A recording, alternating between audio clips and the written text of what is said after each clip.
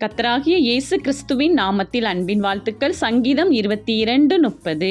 ஒரு சந்ததி அவரை சேவிக்கும், தலைமுறை தலைமுறையாக அது ஆண்டவருடைய சந்ததி எனப்படும்.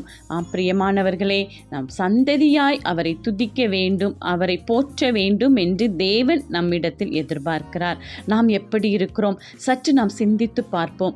தேவாதி தேவனை சேவிக்கிற சந்ததியாய் நம்முடைய சந்ததியை நாம் வைக்க வேண்டும். நம்முடைய தலைமுறைகள் எப்பொழுதும் தேவனை நோக்கி பார்க்கும் விதமாய் நாம் பரிசுத்தமாய் வாழும் பொழுது நம்முடைய சந்ததிகளும் தேவனை பற்றி கொண்டு பரிசுத்தமாய் வாரும். அப்பேற்பட்ட பரிசுத்தத்தை நம் சந்ததி பெற வேண்டும் என்றால் நாம் செய்ய வேண்டியது ஒன்றே ஒன்று. கர்த்தருக்கு முன்பாக நாம் தாழ்மைப்படுவோம். கர்த்தர் மேல் நம் பாரத்தை வைத்து விடுவோம். அப்பொழுது அவர் நம்மேல் நினைவு கூர்ந்து நம்முடைய காரியங்கள் எல்லாவற்றிலும் அவர் ஜெயத்தை தந்து நமக்காக அவர் யுத்தம் செய்கிற தேவனாய் இறங்குவார். நம் சந்ததி அவரை சேவிக்கும். ஆமென்.